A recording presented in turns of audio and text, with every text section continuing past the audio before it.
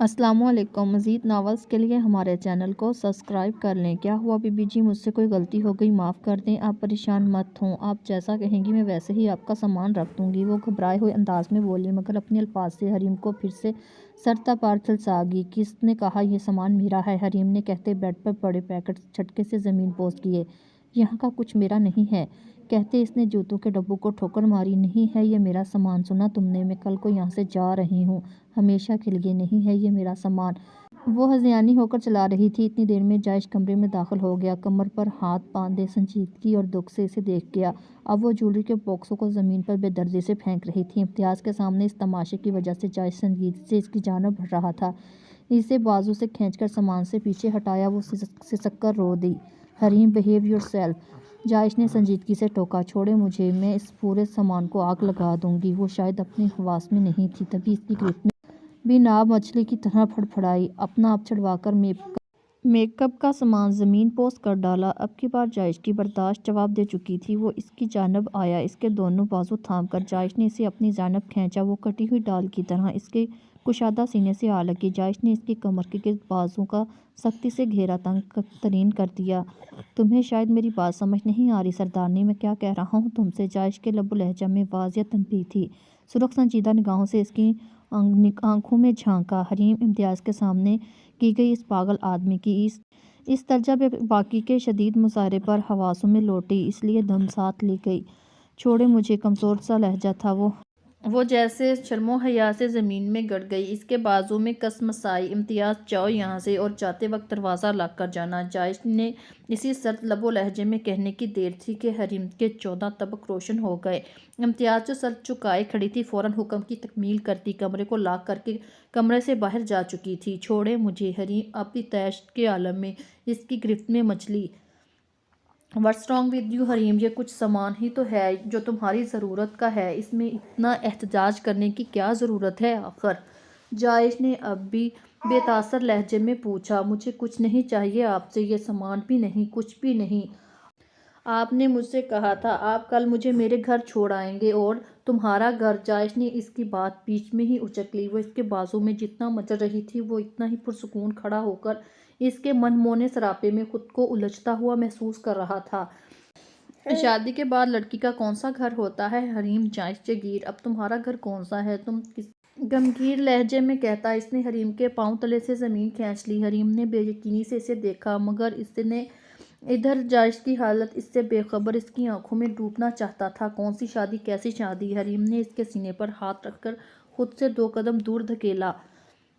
نہیں مانتی میں اس دھوکے کی شادی کو، اس کاغذ کے ٹکڑے کی اوقات میری نظر میں ایک ردی کے کاغذ کے ٹکڑے جتنی بھی نہیں ہے، سمجھے آپ؟ وہ چیخ کر بولی، مگر جائش کو اپنے الفاظوں سے سر تا پیر جھلسا گئی۔ اس کے دل و دماغ کو جیسے کسی نے مٹھی میں جکڑا تھا، سینے میں پاگل ہوتے دل کو جیسے کسی نے پیروں تلے کچلا تھا۔ وہ اچانک اس کے قریب اسے اپنی شدت بھری گرفت میں لے کر کمر کے گرد پھر سے بازو حمائل کر دیے۔ حریم نے خوف کے مارے آنکھیں بند کر لیں کہ ایک مرتبہ پھر سے اس کی وحشت اور شدت بھری گرفت میں بری طرح پھنس چکی تھی۔ جائش کی سانسوں کی حدت بھری تپش نے جیسے حریم کا چہرہ جھلسایا۔ جائش نے اس کی لرزتی پلکوں اور کپکپاتے لبوں کو غور سے دیکھا۔ مسز جائش جگیر، جانتی ہو میرے نزدیک اس رشتے کی کیا اہمیت ہے؟ تو سنو، مجھے لگتا ہے تم صرف میرے لیے بنائی گئی ہو، صرف میری ہو۔ یہ نصیب کے کھیل ہیں۔ جب تم خود بخود مجھ تک پہنچا دی گئی، میرے نصیب میں لکھتی گئی۔ اب میری عزت ہو تم، میرے وجود کا حصہ ہو جسے خود سے کاٹ کر دور نہیں پھینک سکتا، چاہ کر بھی نہیں۔ اب ان سانسوں کو مطلوب ہو تم، اس روح کی ضرورت بن گئی ہو تم، ان آنکھوں کے دیدار کے لیے ہر وقت اپنے پاس چاہیے ہو۔ جائش کے دھیمے سرور میں کہی گئی گمگیرتا سے بھرپور سرگوشی سے اس کا وجود پورا لرزنے لگا تھا، مگر پھر بھی بول گیا، مگر ساتھ ساتھ اب منہ زور جذبوں سے چور ہو کر اس کے چہرے کے ایک ایک نقش کو اپنے لبوں سے چھونے لگا۔ حریم، تم سمجھ رہی ہو نا میں کیا کہنا چاہتا ہوں تم سے؟ جائش نے اپنے لبوں سے اس کے گال کو چھو کر پوچھا۔ حریم کو لگا اس کے جسم سے جان نکل جائے گی۔ آپ نے مجھ سے وعدہ کیا تھا آپ 2 دن بعد مجھے جانے دیں گے، وہ بول کر سسک پڑی۔ جائش نے بے خودی کے عالم میں وہ آنسو اپنے لبوں سے چنے۔ حریم کو اپنی جگہ اپنا سانس تک روک گئی، اس کی جسارتیں بڑھنے لگی تھی۔ دور ہٹے سینے میں پسلیوں سے سرسراتے پاگل ہوتے دل سے تنگ آ کر وہ بول گئی، مگر وہ تو جیسے اس کے نرم و ملائم وجود کو بہاؤں میں بھر کے دنیا بھلائے بیٹھا تھا۔ حریم، جائش نے بھاری بوجھل لہجے میں اسے پکارا تو حریم کی روح کانپ گئی۔ اب وہ اس کی جسارتوں کی تاب نہ لاتی، اپنی پوری طاقت لگا کر اس سے دور کرتی۔ بہت تیزی سے ڈریسنگ روم میں داخل ہو کر بند ہو گئی۔ جائش نے دھواں دھاں چہرے لیے اپنے لب بری طرح کچلے۔ کاش یہ سب اتنا آسان ہوتا جتنا اس نے فرض کر لیا تھا۔ دوسری جانب وہ ڈریسنگ کے دروازے سے ٹیک لگا کر گہرے گہرے سانس بھرتی، اپنی حالت سدھارنے کی کوشش میں ہلکان رہی تھی۔ نہیں ہو سکتی تھی۔ اب بھی وہ اپنا چہرہ گردن انگاروں کی طرح دیکھتے ہوئے اور اس کے لمس کی خوشبو کی صورت اپنے بدن میں سرسراہٹ، بے چینی محسوس کر رہی تھی۔ اس زندان سے نکلنے کی کوئی ترتیب نظر نہیں آئی۔ تو وہ اپنے قول سے ہی مکر چکا تھا۔ تبھی بے بسی اور غم سے نڈھال ہو کر پھر بلک بلک کر رو دی۔ وہ ڈائننگ ٹیبل پر بیٹھا اپنی پلیٹ پر جھکا، غائب دماغی کے عالم میں بریانی سے جیسے کھیل رہا ہو۔ ابھی ابھی ہاسپٹل سے واپس آیا تھا، ضروری کام نپٹا کر رات کے 11 بج چکے تھے۔ گھر آ کر پتہ چلا اب تک وہ ڈریسنگ میں خود کو بند کیے ہوئے ہے۔ اس نے بہرحال امتیاز کو حریم کو ڈنر کے لیے بلانے بھیجا تھا، مگر وہ ڈریسنگ روم سے باہر نکلنے کو تیار نہیں تھی۔ امتیاز کو بری طرح جھڑک کر واپس بھیج دیا۔ امتیاز، ایک مرتبہ پھر کوشش کرو۔ سرد و سپاٹ لہجے میں دیے گئے حکم پر امتیاز خاموشی سے اسے بلانے گئی۔ اس نے کمرے میں آ کر اسے بار بار آوازیں دیں، مگر اب کی بار اس نے جواب دینے کی بھی توفیق نہیں کی۔ وہ منہ لٹکائے واپس آ گئی۔ جائش کے سامنے نفی میں سر ہلایا۔ جائش نے چند نوالے زہر مار کرکے اپنا ہاتھ کھینچ لیا۔ سردارنی کا کھانا ایک پلیٹ میں نکال دو۔ جائش کے کہنے پر امتیاز نے ایک ٹرے تیار کرکے اسے تھمائی۔ جائش کھانا کی ٹرے لے کر کمرے میں داخل ہوا۔ ٹرے ٹیبل پر رکھی، کمرے کا دروازہ لاک کیا۔ وہ سنجیدگی سے ڈریسنگ ٹیبل کے دروازے تک آیا۔ حریم، اس نے پکارا، میں جانتا ہوں تم سن رہی ہو۔ حریم فوراً سے پہلے کمرے سے باہر آ کر کھانا کھاؤ، میڈیسن لو اور خاموشی سے لیٹ جاؤ، نہیں تنگ کروں گا۔ جائش نے بول کر اس کا جواب کا انتظار کیا، مگر وہ خاموش رہی۔ اوکے رائٹ، میں اپنے درار سے اس کی ڈپلیکیٹ چابی لا رہا ہوں۔ حریم، اگر یہ دروازہ آج میں نے کھولا تو یاد رکھنا آج ساری رات تمہیں اپنی چھوٹی سی غلطی پر پچھتانا پڑے گا۔ جائش نے سپاٹ لہجے میں کہا اور وہ خاموش ہوا۔ اس کے اگلے ہی پل کلک کی آواز پر دروازہ کھلتا چلا گیا۔ جائش کی نگاہیں پھر سے اس کے سوگوار سرخ روئے ہوئے چہرے کا طواف کرنے لگیں۔ باہر آ کر کھانا کھاؤ، مجھے بھوک نہیں ہے، وہ چیخ کر بولی۔ پھر بھی کھانا کھانا پڑے گا، میڈیسن لینی ہے، مجھے کچھ نہیں چاہیے، وہ بھوکی شیرنی بنی غرائب۔ دراصل میری نرمی کا ناجائز فائدہ اٹھا رہی ہو حریم، میری سختی تمہاری یہ چھوٹی سی جان نہیں برداشت کر پائے گی۔ جائش کے ماتھے کے بالوں اور لہجے کی سرد پن نے حریم کو بے جان کیا۔ وہ چپ چاپ صوفے کی جانب بڑھ گئی۔ جائش بیڈ پر بیٹھ کر بظاہر موبائل میں مصروف ہو گیا۔ حریم چند نوالے ہی حلق کے نیچے اتار پائی۔ کھانا کھا کر اس نے اٹھ کر میڈیسن لی۔ وہ نہ دیکھ کر بھی اس کی ایک ایک حرکت پر نظر رکھے ہوئے تھا۔ میڈیسن لے کر اس نے بیڈ پر ہی اس کے لیے اے کمبل اٹھایا اور جا کر صوفے پر لیٹ کر سر تا پیر اس سنگل کمبل میں لپٹ گئی۔ جائش کے سینے میں ایک لاوا سا بھڑک گیا جیسے، مگر وہ پھر بھی بیڈ پر لیٹ کر اپنی آنکھوں پر بازو رکھ گیا۔ رات کا جانے کون سا پہر، جب جائش کے سینے میں جلتے بھون سے بیزار ہو کر وہ اٹھ کر بیٹھا، جذبوں کا ایک شور دل میں طوفان مچائے ہوئے تھا۔ وہ اپنی کیفیت پر پوری طرح بے بسی محسوس کرنے لگا۔ ایک نظر صوفے کی جانب دیکھا، وہ بیڈ سے اٹھا اور بغیر آواز پیدا کیے آہٹ کیے حریم تک پہنچا اور اسے نرمی سے اپنے بازو میں بھر لیا۔ اسی نرمی سے اسے بیڈ پر لٹا کر اپنے اور اس کے اوپر کمفرٹر درست کیا۔ کچھ غیر معمولی سا احساس ہونے پر حریم نے آنکھیں کھولی تو پتہ چلا اس پر بری طرح قابض ہے۔ حریم خوف اور دہشت کے مارے کچھ بول ہی نہیں پائی۔ اس کے ہر ستم پر اس نے زور سے آنکھیں مینچ لیں۔ حریم کی بند آنکھوں سے آنسو ٹپک کر تکیے میں جذب ہونے لگے۔ جائش اس کے کان کے قریب آہستگی سے جھکا تھا۔ وہ اس کے اتنا قریب چلا آیا تھا کہ اس کی نازک دھڑکنیں اسے اپنے سینے میں دھڑکتی ہوئی محسوس ہو رہی تھیں۔ جبکہ پوری طرح تم سردار کی ہو چکی ہو تو یہ گریز کس لیے جانم؟ جائش کا مخمل لہجہ اس کی سانسیں مزید اس پر تنگ کر دیں۔ حریم، آئی لو یو سو مچ، بہت محبت کرنے لگا ہوں تم سے، تمہارے بغیر ایک پل بھی نہیں رہنا چاہتا۔ وہ اس کے کان کے قریب جھک کر اس کے کان میں سرگوشی کرتا ہوا گویا ہوا۔ حریم کے جسم سے اس کی روح نکل گئی۔ وہ جانتی تھی یہ شخص انتہائی بے باک اور بے رحم ہے۔ اس کی گرفت سے بچ پانا مشکل ترین امر ہے۔ جائش نے اس کے ماتھے پر اپنے لب رکھے، جو اس کے لیے محسوس کرتا اسے اظہار کرتے وقت بھی اپنے الفاظ ناکافی محسوس ہوئے۔ حریم، تم میری ہو۔ جائش نے اس کے کان میں رس کھولا۔ وہ اس کی جانب سے اپنا رخ دوسری جانب موڑ گئی تو جائش کے دل کو کچھ ہوا۔ اس نے شہادت کی انگلی سے اس کے چن تھام کر اس کا رخ اپنی جانب موڑا۔ ایسے مت کرو حریم، میرے دھورے وجود کو مکمل کیا ہے تم نے۔ تم ہو تو اب سردار جائش جہانگیر کا وجود ہے۔ پلیز مجھے چھوڑ کر مت جانا۔ اس کے گالوں کو چومتے جائش نے اس کے کان میں ایک گزارش کی۔ حریم کے آنسو بہہ رہے تھے، وہ اسے اپنے لبوں سے چوم گیا۔ جائش نے پرسکون ہو کر اپنی آنکھیں موند لیں۔ اس کی کرپت بھی جیسے ایک نشے کی مانند تھی جو اس کے سر چڑھ کر بول رہی تھی۔ جائش اس کے وجود میں گم ہوتا چلا گیا۔ وہ اس کے پہلو میں بیڈ پر بیٹھی چہرہ اپنے ہاتھوں میں چھپایا بری طرح سسک رہی تھی۔ جائش بھی اپنی جگہ پر اٹھ بیٹھا تو وہ اپنے آپ میں سمٹنے لگی۔ حریم، میں تمہیں تمہارے پیرنٹس سے ملا دوں گا مگر اس شرط پر کہ تم ان کے ساتھ جانے کی ضد نہیں کرو گی۔ تمہیں اب یہیں رہنا ہے میرے پاس، یہ تمہارا گھر ہے، اگر منظور ہے تو بتاؤ۔ وہ بول کر خاموش ہو گیا مگر اس کی بات کا جواب دے دیے بغیر اپنا بکھرا وجود سمیٹتی اٹھ کر ڈریسنگ روم میں غائب ہو گئی۔ وہ ہاسپٹل سے سیدھا زمینوں پر گیا تھا۔ اب شام کے وقت ہی زمینوں سے واپس حویلی لوٹنا تھا۔ وہ تھک چکا تھا۔ آ کر لاؤنج میں صوفے پر بیٹھا امتیاز۔ جائش نے پکارا، جی سردار جی۔ وہ اپنے دوپٹے سے گیلے ہاتھ پوچھتی لاؤنج میں داخل ہوئی۔ حریم نے کھانا کھایا؟ نہیں سردار جی۔ کمرے سے باہر نکلی؟ نہیں جی۔ کچھ کہا تم سے؟ نہیں سردار جی، آج صبح سے بی بی جی کمرے سے نہیں نکلی، گمسم سی ہے، دوپہر کا کھانا بھی نہیں کھایا اور مجھ سے بات بھی نہیں کر رہی۔ امتیاز نے کہا تو اس سے مزید پریشانی ہوئی۔ اچھا تم جاؤ۔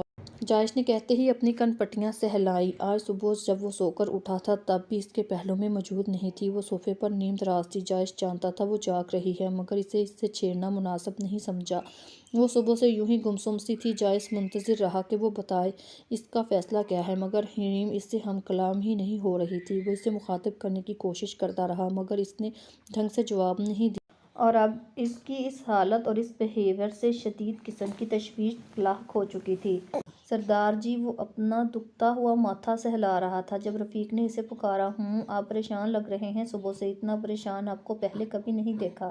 رفیق نے اپنے مالک کی سرخ آنکھیں دیکھیں۔ کیا کروں رفیق، مجھے کسی صورت میں بھی سکون نہیں مل رہا۔ میں جانتا ہوں میں اس کے ساتھ ٹھیک نہیں کر رہا۔ بتاؤ مجھے اور میں اور میری بہن کے مجرم درندے میں کیا فرق ہے؟ اس نے بھی ایک زندگی برباد کی، میں نے بھی برباد کر دی۔ یہ میری کم ظرفی اور خود غرضی ہے۔ میں ایک سچائی نہیں بتا پا رہا اسے اور مجھے خود سے زیادہ عزیز ہو گئی ہے وہ، اس لیے اسے آزادی کا پروانہ نہیں دینا چاہتا۔ یہ گرد مجھے بے چین رکھتا ہے۔ میں نے اسے کہیں کا نہیں چھوڑا، میری وجہ سے وہ ٹوٹ کر بکھر چکی ہے۔ اگر اسے سچائی بتا دی تو اس کے رد عمل سے ڈرتا ہوں۔ اگر اسے اس کے ماں باپ کے پاس جانے دوں تو کیا وہ لوٹ کر میرے پاس آئے گی؟ جانتا ہوں کبھی نہیں۔ اس لیے اسے اب کھونے سے ڈرتا ہوں۔ میں اپنے کیے کا مداوع کرنا چاہتا ہوں مگر اس کے دور جانے کے خیال سے سانس سینے میں الجھنے لگتی ہے۔ اسے زبردستی قریب نہیں رکھ سکتا اور واپس بھیج کر کھونا نہیں چاہتا۔ بتاؤ رفیق، کیا کروں کیا کروں آخر؟ جائش کا لہجہ مایوس کن حد تک دکھی تھا۔ وہ اب جس سے اپنے دل کی گہرائی جانچنے لگا، اسے اندر ہی اندر یوں کھولتا دیکھ کر وہ خود بھی انگاروں پر لوٹ رہا تھا۔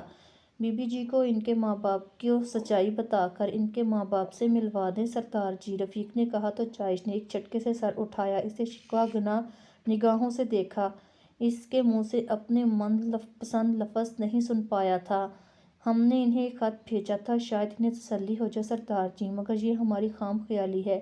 میرے آدمیوں سے پتہ چلا ہے بی بی جی کی والدہ بی پی کی مریضہ ہیں۔ ان کے سامنے ان کے باپ اور بھائی نے یہ ظاہر کیا ہے کہ انہیں تسلی ہو گئی مگر حقیقت یہ ہے وہ اب بھی پاگلوں کی طرح بی بی جی کو ڈھونڈ رہے ہیں۔ روز پولیس اسٹیشن کے کئی چکر لگاتے ہیں، کہیں انہیں بی بی جی کے متعلق انتہائی گندے اور جملے سننے کو ملتے ہیں۔ ان کی والدہ بھی دن بہ دن بیمار ہوتی جا رہی ہیں۔ اس سے پہلے کہ وہ آپ کی وجہ سے مزید برا ہو جائے، آپ انہیں ان کے گھر والوں سے ملا دیں۔ رفیق نے جائش پر زمین تنگ کر دی۔ رفیق، اسے کھونے سے ڈرتا ہوں۔ وہ کسی غیر موری نکتے کو گھورتا اپنی بے بسی بیان کر گیا۔ جیسے بی بی جی کی حالت ہے، انہیں کچھ ہو نہ جائے سردار جی، انہیں ان کے ماں باپ کے پاس جانے دیں، پھر ان کے ماں باپ کو انہیں منانے کی اور راضی کرنے کی کوشش کیجیے گا۔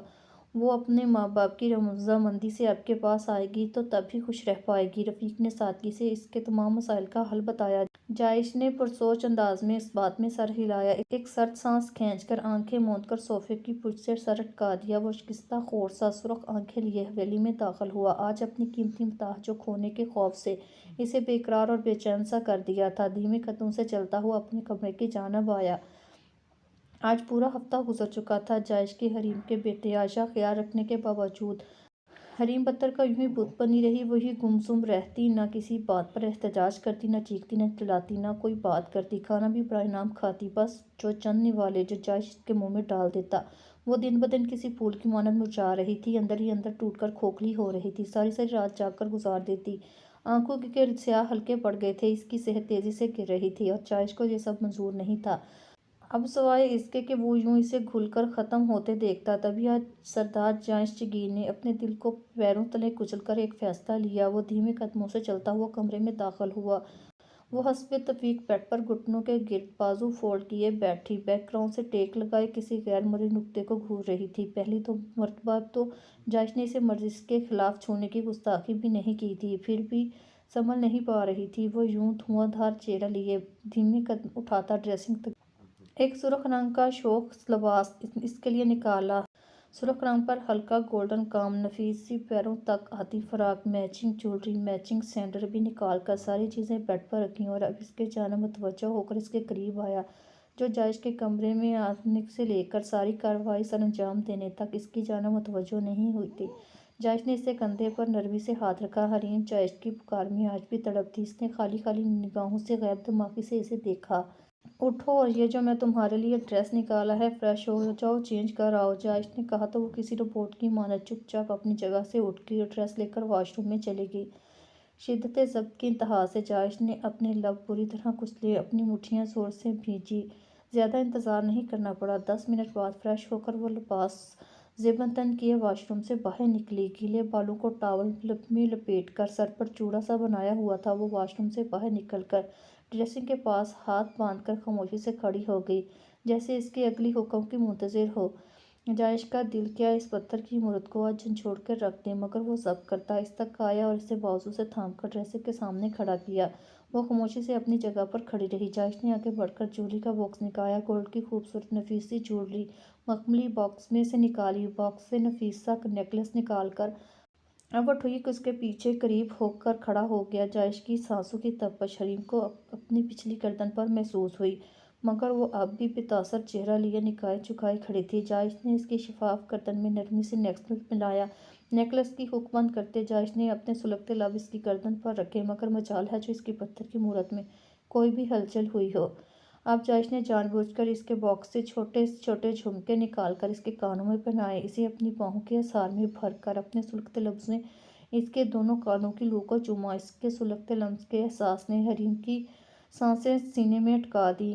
چہرہ خوف سے سفید پڑنے لگا، مگر وہ ہنوز ٹھیٹھ بھنی خاموشی سے کھڑی رہی۔ جائش نے اس کے بالوں سے نرمی سے ٹاول الگ کیا، لمبے سیاہ گھنے شیمپو کی بھنی خوشبو سے بالوں کی آبشار کمر تک بکھر گئی تو جائش نے مزید بے چین ہوا۔ جائش نے اسے بازوؤں میں بھرا اور اس کے گرد بازو کا گھیرا تنگ کیا اور وہ سختی سے آنکھیں بند کر گئی۔ جائش اس کے چہرے پر نرم گرم سلگتے لمس چھوڑنے لگا۔ اس نے اب بھی کوئی رد عمل ظاہر نہیں کیا تو اب تنگ آ کر جائش نے اسے اپنے بازو میں اٹھا لیا، اسے بیڈ پر لٹا کر اس پر کسی سائے کی طرح چھا گیا۔ حریم نے اب بھی اپنے منہ سے ایک لفظ نہیں ادا کیا۔ جائش نے اس کی اشارے پر اپنے لب رکھے، اس کے بعد اس کی بے باکیاں اور گستاخیاں پڑھنے لگی، شدت اختیار کرنے لگی، مگر وہ کسی بے جان چیز کی طرح بیڈ پر اس مردہ وجود کی طرح لیٹی رہی، جس میں جذبات نہیں ہوتے نہ احساسات۔ جائش نے اس کی آنکھوں میں دیکھنا چاہا جو بے تاثر اور سرد تھیں۔ جائش کی برداشت بس اتنی سی تھی۔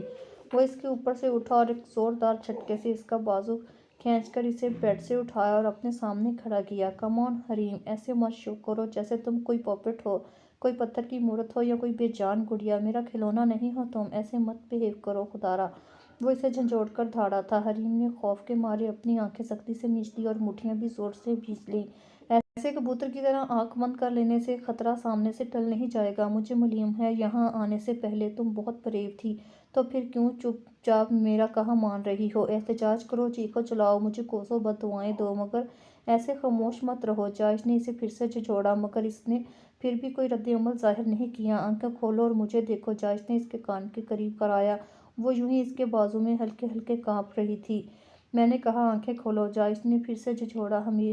حریم نے مشکل سے اپنی آنکھیں کھولیں، اس کے چہرے پر اب بھی خوف کے علاوہ کوئی تاثر نہیں تھا۔ جائش نے اسے بازو سے تھام کر بیڈ پر بٹھایا اور خود اس کے پیروں میں بیٹھ گیا۔ جائش اس کے سرد ہاتھوں کو اپنی پرحدت ہاتھوں میں مضبوطی سے تھام لیا۔